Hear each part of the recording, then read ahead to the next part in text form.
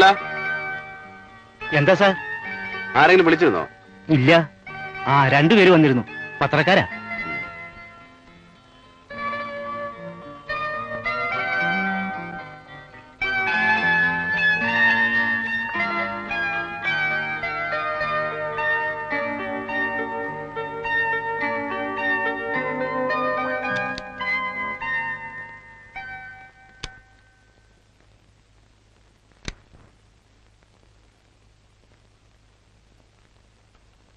Sir, 2 കത്തുണ്ടായിരുന്നു. ഊണ് വിളമ്പട്ടെ? വേണ്ട, ഞാൻ പുറത്തുനിന്ന് കഴിച്ചു.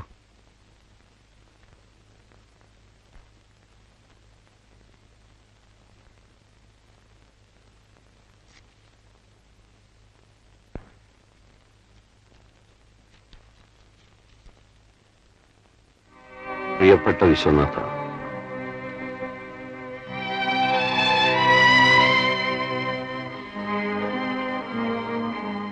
ഇനി കട്ടിലിൽ നിന്നും എഴുന്നേൽക്കുമെന്ന് തോന്നുന്നില്ലെന്നാണ് ഡോക്ടർമാർ പറയുന്നത്. നിന്നെ ഒന്ന് കാണണമെന്ന് തോന്നുന്നു. തോമാച്ചന് വലിയ തിരക്കായിരിക്കും അല്ലേ? വേണ്ട, അവനെ ബുദ്ധിമുട്ടിക്കല്ല. മറ്റു തിരക്കൊന്നുമില്ലെങ്കിൽ നീ ഇവിടെ വരെ ഒന്ന് വരണം. സ്നേഹപൂർവ്വം, കൃഷ്ണൻ നമ്പ്യാർ. ഞാൻ വെറുതെ പറയല്ല, ഈസ് റിയലി സ്മാർട്ട്.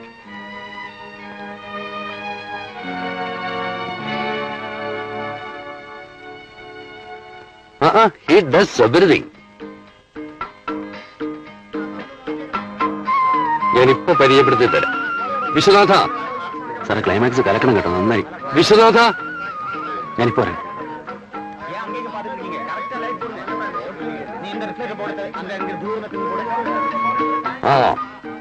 ഇവനായിരിക്കും അടുത്ത വർഷം മലയാള സിനിമയുടെ സൂപ്പർ ഡയറക്ടർ. എന്റെ ഏറ്റവും പ്രിയപ്പെട്ട ശിഷ്യൻ, എന്റെ വലങ്കൈ, മിസ്റ്റർ വിശ്വനാഥൻ. തോമാച്ച, എന്നെ വിളിച്ചോ? ഇങ്ങോട്ട് വാടാ. ഇതാണ് മിസ്റ്റർ തോമസ് ജോ. തോമാച്ചന് ഞാൻ വിളിക്കും. ഇവനാണ് ഈ പടത്തിന്റെ പ്രൊഡ്യൂസർ. ഇവരുടെ ആദ്യത്തെ സംരംഭമാണ്. നിങ്ങൾ പത്രക്കാർ വേണം വേണ്ട പബ്ലിസിറ്റി ഒക്കെ കൊടുക്കാൻ. എന്റെ പടത്തിന് കൊടുക്കുന്നതിനേക്കാൾ വളരെ കൂടുതൽ പബ്ലിസിറ്റി വേണം.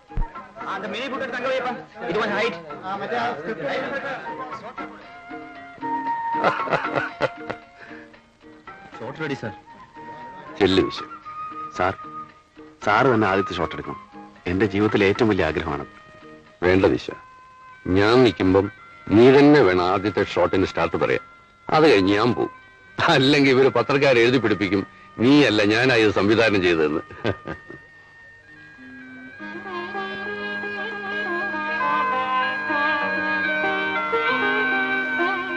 നന്നായി വരട്ടെ. ചെല്ലു. സാറ് തന്നെ ആദ്യത്തെ ക്ലാപ്പെങ്കിലും കൊടുക്കണം. ഓ, ആട്ടെ.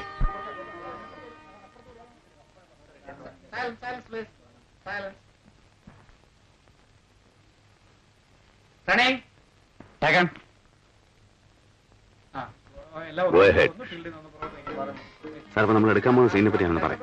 സാറിന്റെ വൈഫ് മരിച്ചിരിക്കുകയാണ്. സാർ ആകെപ്പാടെ എന്താ അസ്വസ്ഥനാണ്. അങ്ങനെ വിഷമിച്ചിട്ട് പതുക്കെ സാർ സിഗരറ്റ് മരിച്ചിട്ട് അങ്ങോട്ട് നടക്കും. അവിടെ ചെന്നിട്ട് സാർ തിരിയുമ്പോൾ സാറിന് ക്യാമറ ടൈറ്റ് വരികയാണ്. എടുക്കാം.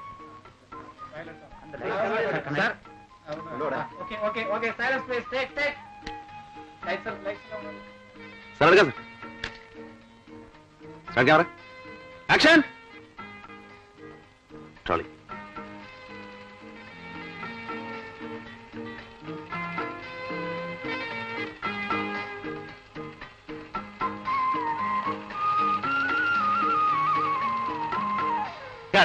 Okay, good sir. എനിക്ക് നിന്നെ ഒന്ന് കാണണമെന്ന് തോന്നുന്നു.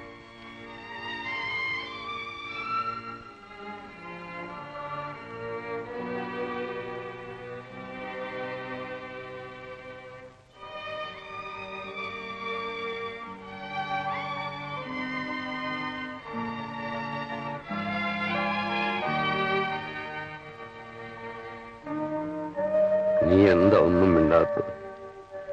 ഡോക്ടർ എന്താ പറഞ്ഞു? ഓ, അവരങ്ങനെ പലതും പറയും. നീ ഇത് എത്ര കാലത്തേക്കെന്നും കരുതിയോ ഒന്നും ചെയ്യാതിരിക്കുന്നു? കഴിഞ്ഞതൊക്കെ മറന്നുകള വിശ്വ. ഇന്നും നിന്റെ ഒരു പുതിയ പടം കാണാൻ ആളുകൾ എന്തുമാത്രം ആഗ്രഹിക്കുന്നുണ്ടെന്നറിയാമോ? സിനിമാക്കാരന്റെ ഒക്കെ ജീവിതം ഒരു ഗ്ലാമറിന്റെ പുറത്താ, എത്ര കഴിവുള്ളവനാണെങ്കിലും. എന്ത് ചെയ്യുമ്പോഴും നാളെയെ കുറിച്ചൊരു ഓർമ്മ വേണം. എന്നെ പോലെ ആവരുത്. എന്നാ നീ ഇനി പോയിക്കോ, ഇരുട്ടുന്നതിന് മുമ്പ് അങ്ങ് എത്താമല്ലോ. നല്ലത് വരട്ടെ.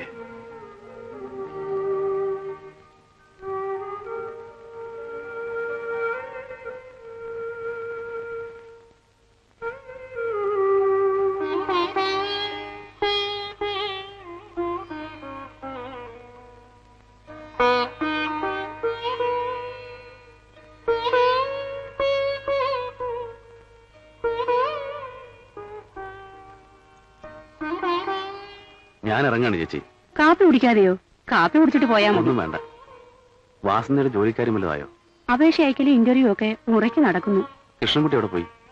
അവന്റെ കാര്യം ഓർക്കുമ്പോഴാ ഇവിടെ നിറങ്ങിയിട്ട് ഇന്നേക്ക് 3 നാളായി. ഒക്കെ ശരിയാവും ചേച്ചി. ഇരിക്കട്ടെ. വേണ്ട വിശ്വ, നീ വരുമ്പോഴൊക്കെ ഇങ്ങനെ നിനക്കും ബുദ്ധിമുട്ടാണെന്നറിയാം. അതൊന്നും സാരമില്ല. സാറിന് ചികിത്സയ്ക്ക് ഒരു മുടക്കം വരത്തില്ല. പിന്നെ കൃഷ്ണൻകുട്ടി വരുമ്പോ എന്നെ വന്നൊന്ന് കാണാൻ പറയും. ഞാൻ പറഞ്ഞിട്ടാണെന്ന് പറഞ്ഞാൽ മതി. പറയാ. വരട്ടെ. ആ.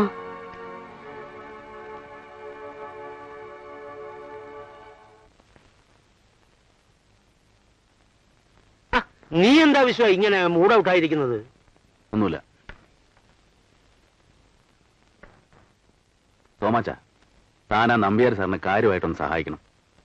ഈ കാര്യമായിട്ട് സഹായിക്കണം എന്ന് പറഞ്ഞാല് ഞാൻ എവിടെ നിന്ന് എടുത്തിട്ട് സഹായിക്കാനാ? ഞാൻ അല്പ പരിങ്ങല്ല. തനിക്ക് എന്താ ഇത്ര ബുദ്ധിമുട്ട്? ഇത് നല്ല ചോദ്യം.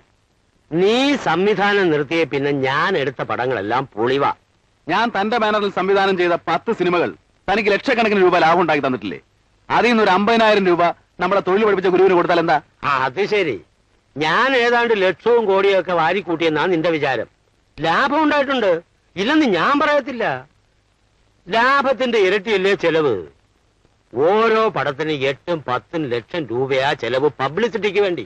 അതിന്റെയൊക്കെ കുറെ ഗുണം നിനക്കും കിട്ടിയിട്ടുണ്ട്. ഇല്ലെന്ന് പറഞ്ഞാൽ ഞാൻ സമ്മതിക്കില്ല. എന്നെ വിശ്വാസം ഉണ്ടെങ്കിൽ എന്റെ പേരിൽ ഒരു 50,000 രൂപ നമ്പ്യാർ സാറിന് അയച്ചു കൊടുക്കും. താൻ എനിക്ക് കടം തന്നാണെന്ന് വിചാരിച്ചാൽ മതി. കടമെന്നൊക്കെ പറയുമ്പോ എന്തെങ്കിലുമൊക്കെ തിരിച്ചു തരണമെന്നാണല്ലോ അതിന്റെ അർത്ഥം. നീ എവിടെ നിന്ന് തിരിച്ചു തരാനാ? ഞാൻ വരട്ടെ. നീ അവിടെ ഇരി വിശ്വ. ഞാൻ നീ പിണങ്ങാൻ വേണ്ടി പറഞ്ഞതല്ല. ഞാൻ ഒരു 50,000 രൂപ അയച്ചു കൊടുത്തു എന്ന് വെച്ചോ. അതുകൊണ്ട് അങ്ങേരുടെ കടം തീരുമോ? മോളുടെ കല്യാണം നടക്കുമോ? അതല്ലെങ്കിൽ ഇനിയും അങ്ങേര് 2 കാലം എഴുന്നേറ്റ് ഓടി നടക്കുമോ? ഇല്ലല്ലോ. മിനിമം ഒരു 5 ലക്ഷം രൂപയെങ്കിലും വേണം ആ കുടുംബം കരകയറാൻ. നീ വിചാരിച്ചാൽ ആ കുടുംബം രക്ഷപ്പെടും. എങ്ങനെ? നമ്പ്യാർ സാർ ഒരു പടം നിർമ്മിക്കട്ടെ. അങ്ങേരൊന്നും അറിയണ്ട, ഒറ്റ കാശും മുടക്കണ്ട, ഒക്കെ ഞാൻ ചെയ്തോളാം. വിതരണം മാത്രം എനിക്ക് തന്നാൽ മതി. പക്ഷേ ഒരു കണ്ടീഷൻ, നീ സ്ക്രിപ്റ്റ് എഴുതണം, നീ തന്നെ സംവിധാനവും ചെയ്യണം. എന്താ ബുദ്ധിമുട്ടാണല്ലേ? ഇത് പണ്ട് എന്റെ അമ്മ പറഞ്ഞതുപോലെയാ, ആരാന്റെ പന്തലിൽ വേണം വിളമ്പ് കാണാനെന്ന്. ബാക്കിയുള്ളവനിവിടെ തല പോഞ്ഞും പിടിച്ചു പറിച്ചും തിരുമ്മി വെച്ചിരിക്കുന്ന 10 കാശെടുത്ത് നാട്ടുകാർക്ക് സപ്ലൈ ചെയ്യണം പോലും. തോമാച്ച, ഈ തനിക്ക് മേലനങ്ങാൻ വയ്യ, എന്നിട്ട് അതിനൊരു സെന്റിമെന്റ്സിന്റെ മറയും. ഭാര്യ മരിച്ചതിൽ പിന്നെ എന്റെ ഭാവനയെല്ലാം മുരടിച്ചുപോയി. എഴുതാൻ വയ്യ, നിർത്തോ. സംവിധാനം ചെയ്യാൻ വയ്യ. നിർത്താൻ. ഒരു സന്തോഷ വാർത്ത അറിയിക്കാനാണ് നിങ്ങൾ പത്രക്കാരെയൊക്കെ വിളിച്ചു വരുത്തിയിരിക്കുന്നത്. വിശ്വനാഥൻ നീണ്ട 2 വർഷങ്ങൾക്ക് ശേഷം വീണ്ടും സിനിമ സംവിധാനം ചെയ്യാൻ പോവുകയാണ്. അതെ. ആരാ നിർമ്മാതാവ്? കൃഷ്ണൻ നമ്പ്യാർ. കൃഷ്ണൻ നമ്പ്യാർ എന്ന് പറയുമ്പം നമ്മുടെ പഴയ സൂപ്പർ ഹിറ്റ് ഡയറക്ടർ. അത് തന്നെ. കഥയെ കുറിച്ച് എന്തെങ്കിലും സൂചന തരാൻ? ഒന്നും പറയാറായിട്ടില്ല. കഥാപാത്രങ്ങളെല്ലാം ഒന്ന് രൂപപ്പെടുത്തി വരുന്നതേ ഉള്ളൂ. ഏതായാലും പേര് ഞാനിട്ടു, രഥോത്സവം. നല്ല പേര്. Thank you. പലപ്പോഴും പത്രക്കാർ ഞങ്ങൾ ചോദിച്ചിട്ടും സാർ ഉത്തരം പറയാത്തൊരു ചോദ്യമുണ്ട്. അത് ഒന്നുകൂടെ ചോദിക്കുകയാണ്. സൂപ്പർ ഡയറക്ടറായ സാറ് 2 വർഷം മുമ്പ് പെട്ടെന്ന് ഫീൽഡിൽ നിന്ന് മാറിയിക്കാൻ കാരണം? വായനക്കാർക്കും അതറിയാൻ താല്പര്യമുണ്ട്. പ്രത്യേകിച്ച് കാരണങ്ങളൊന്നുമില്ല. 2 വർഷം മുമ്പ് ആ അപകടത്തിൽ സാറിന്റെ ഭാര്യ മരിച്ചുകൊണ്ടല്ലേ? അതെ, അതിനുശേഷം മാനസികമായും ആകെ ഒരു please no more personal questions. Sorry. ഒരു ചായ കൊണ്ട് നിർത്തിക്കളഞ്ഞെന്ന് വിചാരിക്കരുത്. നമുക്ക് വൈകിട്ട് കാസിനോയിൽ ഒന്ന് കൂടണം. അപ്പോ വിശദമായിട്ട് സംസാരിക്കാം. നല്ല പബ്ലിസിറ്റി കൊടുക്കണം. നിങ്ങൾ ഈ കാഗി എന്നൊക്കെ എഴുതുന്നതാണ് നമ്മുടെ ഒരു വയറ്റിപ്പഴപ്പേ.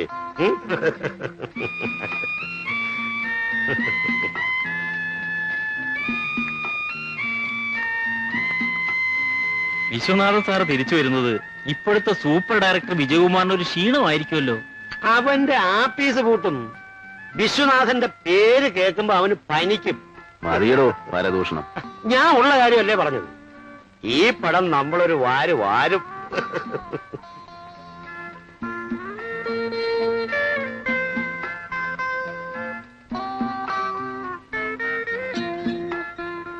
എന്റെ കർത്താവേ, മുടിഞ്ഞു പോകത്തേ ഉള്ളൂ. അവന്റെയൊക്കെ ഒടുക്കത്തെ ഒരു താൻ ആരായി പ്രാകുന്നേ? ആ പത്രക്കാര് കണ്ടില്ലേ? 5 എണ്ണം കൂടെ കുടിച്ചതിന്റെ ബില്ല് 2500 രൂപ. അവനൊന്നും പായിക്കിടന്നുറങ്ങത്തില്ല. ഞാൻ ചങ്ക് പൊട്ടി ഉണ്ടാക്കിയ കാശ. പോയില്ലേ അവന്മാര്? പോവോ? പറഞ്ഞു വിട്ടു. അല്ല വിശ്വ, നീ ഇങ്ങനെ ഇരുന്നാലോ? ഞാൻ പിന്നെ എന്ത് ചെയ്യണം? തലയും കുത്തി വെക്കണോ? അല്ല, സ്ക്രിപ്റ്റ് എഴുതണ്ടേ? നാളെ രാവിലെ പോകാൻ തയ്യാറായിക്കോ. എവിടെ? കൊടൈക്കനാലിലേക്ക്.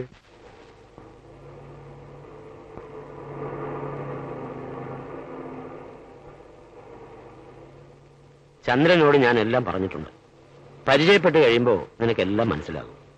ഒന്നാന്തരം ഒരു ബംഗ്ലാവ് അവൻ അറേഞ്ച് ചെയ്തു തരും. കൊടൈക്കനാലിലെ ഒരു തണുപ്പും പ്രകൃതിയും ഒക്കെ കൂടുമ്പോ നിനക്ക് എഴുതാനൊരു മൂടും വരും. ഇവിടെ ഇരുന്ന, പ്രത്യേകിച്ച് നിന്റെ വീട്ടിലിരുന്ന ലക്ഷ്മിയെ കുറിച്ചൊക്കെ നീ ഓർക്കും.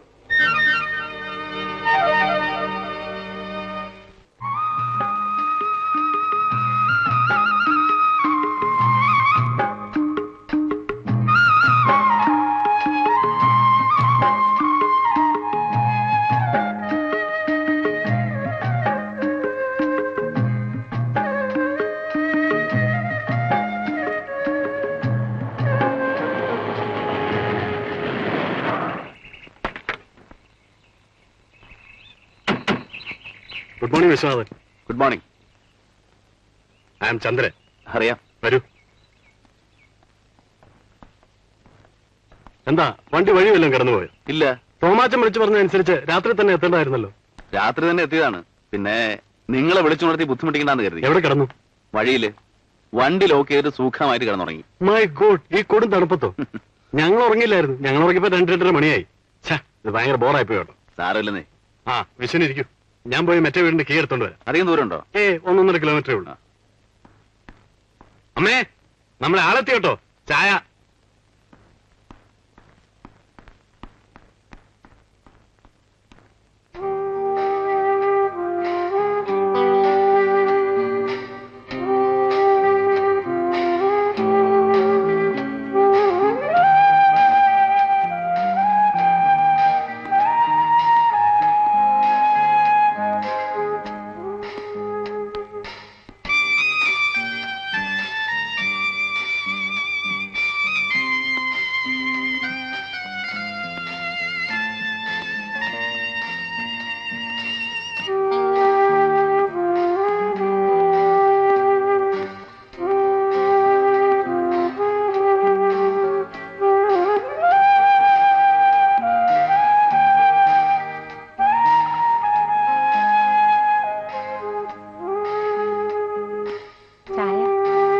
ചന്ദ്രന്റെ അമ്മയാ. മനസ്സിലായി.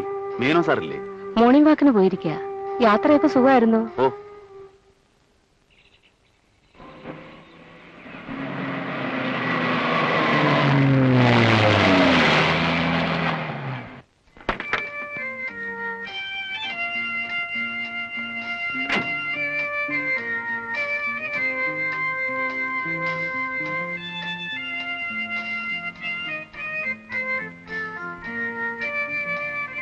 ലൊക്കേഷൻ എങ്ങനെയുണ്ട്?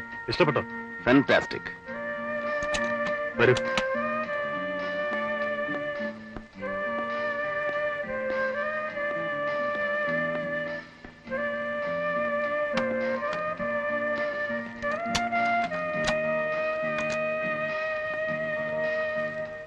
എങ്ങനെയുണ്ട്? Nice, very nice.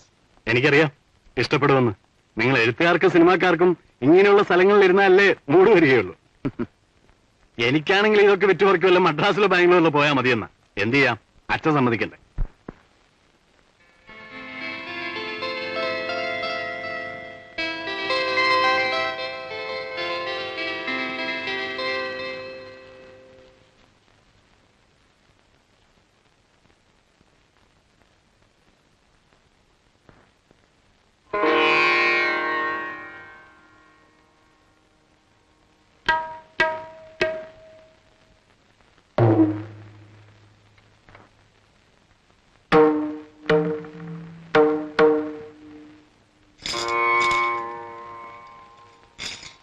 മിസ്റ്റർ ചന്ദ്രൻ പാടുവോ?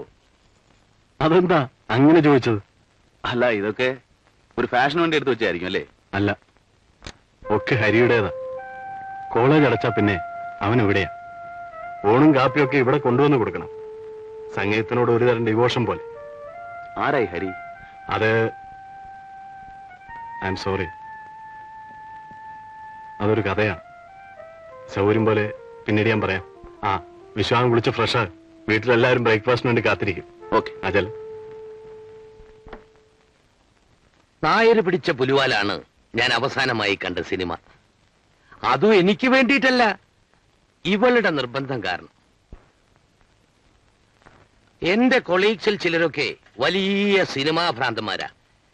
ഞാൻ അവരോട് ചോദിക്കാറുണ്ട്, കരയാനും ചിരിക്കാനും വേണ്ടി എന്തിനാ സിനിമയ്ക്ക് പോകുന്നതെന്ന്. തേയിലയുടെ പ്രൈസ് ഫ്ലക്ച്വേഷൻ ലിസ്റ്റ് എടുത്ത് നോക്കിയാ പോരെയെന്ന്. തന്നെ ചിരി വരും, കരച്ചിലും വരും.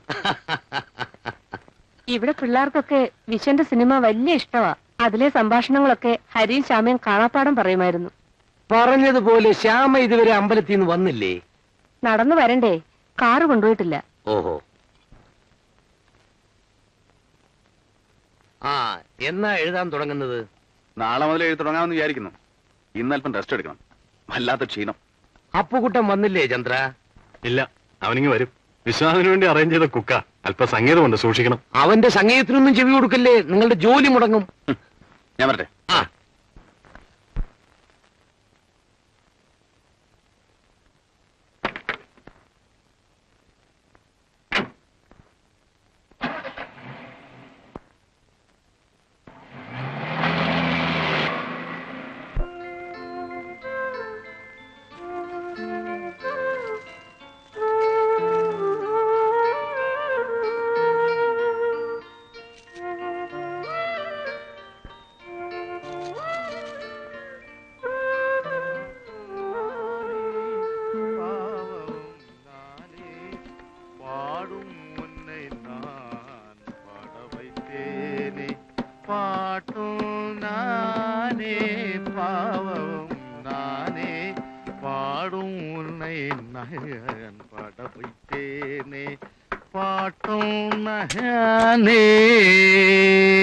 താനാണോ ഇവിടെ കിടന്ന് വിളിച്ചു പോയത്?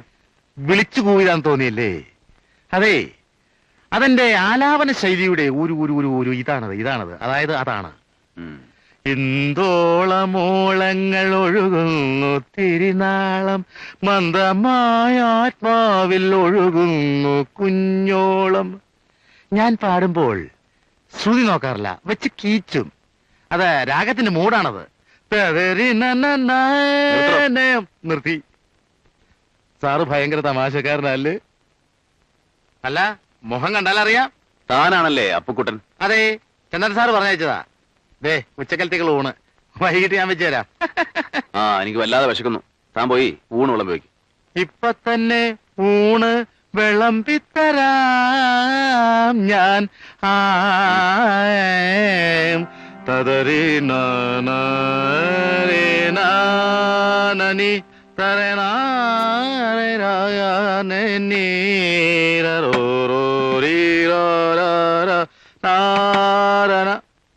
ഇയാൾ എന്തോന്ന് സിനിമാ സംവിധായകനാ?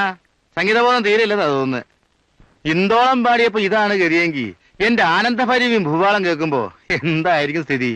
ഇയാൾക്ക് വട്ടളയത് തന്നെ. അയ്യേ, ഇയാളുടെ കൂടെ എന്നാ ഒരു സംഗീത സംവിധായകനാകാൻ കഴിയുമല്ലോ എന്ന് വിചാരിച്ചിട്ടാ ഈ നശിച്ച കുശിനിപ്പണിക്ക് ഈ ചട്ടിയും കലവും കഴുകാൻ ഇവിടെ വന്നത്. ഇവിടെ വല്ലതും നടക്കും.